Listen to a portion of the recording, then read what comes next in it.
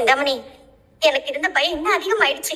நான் வராம இருந்திருந்தா கூட இந்த அளவுக்கு எனக்கு பயம் வந்திருக்காது. எனக்கு இப்ப அடி வயித்தெல்லாம் கலக்குது. அவருக்கு ஏதாவது ஆயிடுச்சுன்னா நான் என்ன பண்ணுவேன்? பயப்படாதீங்க மாஸ்டர், எனக்கும் ஒரு மாதிரியா தான் இருக்கு. என்ன சொல்றதுனே தெரியல. நம்ம வேணா இன்னொரு வாட்டி அந்த அம்மாவை போய் பார்ப்போம். வாங்க. நீ எதுக்கு போய் இங்க வந்த? கோவப்படாதீங்கம்மா. எனக்கு என்ன தலையெழுத்தா உன் வீட்டுக்கு வந்து உன்னோட எதிர்காலத்தெல்லாம் சொல்றதுக்கு? உன் வீட்டுல ஒரு கெட்டது நடக்க போகுதுன்னு தடுக்கணும்னு ஒரு எச்சரிக்கை கொடுத்தேன். உன் பையன் என்னமோ கொள்றதுக்கு வரான், அதுவும் குத்துக்கு கெடுதல் குத்துனா. அப்படி பண்ணது எனக்கு எவ்வளவு பெரிய அவமானம் தெரியுமா? அது என்ன மட்டும் இல்ல, கடவுளுடைய வார்த்தையே அவமதிக்கிற மாதிரில இருக்கு. பழைய படம் ஏதாவது பாத்துட்டு வந்துட்டாளா? ஓவரா நடிக்கிறாளே. மன்னிச்சுக்கோங்கம்மா, அவன் குணமே அதுதான்.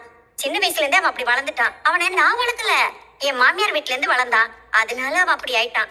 அவன் பண்ணதுக்கு நான் மன்னிப்பு கேட்டுக்கிறேம்மா. சரிங்க, நான் அனுப்பிடுறேன். சரின்னு கேட்டுட்டு அமைதியா இருந்துடாத. அவ உன் வீட்டுல இருக்க இருக்க உன் தாலி கழுத்தை விட்டு இறங்கிட்டே இருக்கும். அப்படி மட்டும் சொல்லாதீங்கம்மா, நான் அவளை வெளியில அனுப்பிச்சிடுறேன். முதல்ல அதை செய், அப்பதான் நல்லதே நடக்கும். இது உனக்கு உங்ககிட்ட அருள் வாங்க கேட்ட மாதிரி நடிச்சாங்கல்ல, அவங்களுக்கு அவங்க எல்லாருக்கும் இது பிரிச்சு கொடுத்துரு. சரியா? கொஞ்ச நாளைக்கு இந்த ஊர்லயே இருக்காத, எங்கேயாவது வெளியூர் போயிடுது. சரிங்க, மனம் தேவைப்பட்டா எனக்கு போன் பண்ணு, நான் அனுப்பி வைக்கிறேன். சரிம்மா, அப்ப நான் புறப்படுறேன். ஏமா திடீர்னு அப்படி கேக்குறேன்? இல்லடி, அவர் அம்மா இறந்த கவலையிலேயே இருந்தார்ல, இப்ப கொஞ்சம் சரியாயிடுச்சா, அதான் கேட்டேன். இப்ப கொஞ்சம் பரவாயில்ல, ரெகுலரா வேலைக்கும் போறாரு. காஃபி எடுத்துட்டு வரட்டுமா? வேண்டாமா, அம்மா சொன்னாங்கக்கா, அத்தை உன்னை வீட்டை விட்டு விரட்டுறதுக்கு ஃபுல் பிளான் பண்ணிட்டு இருக்காங்க போல. உன்னால மாமாக்கு ஆபத்துன்னு சொல்லிட்டு இருக்காங்களா? அவங்க வேணும்னே பண்ற மாதிரி இருக்கு எனக்கு. டேய், அப்படிலாம் ஒண்ணும் இல்லடா. அவங்க அந்த சாமியார் அம்மா சொன்னதை நினைச்சு ரொம்ப பயப்படுறாங்க. நான் அந்த வீட்டுல இருந்தா மாமாக்கு ஏதாவது ஆயிடுமோன்னு நினைக்கிறாங்க. உனக்கு மட்டும் எங்க இருந்துதான் இப்படிப்பட்ட பிரச்சனை எல்லாம் கிளம்பி வருதோ எனக்கு புரியலடி.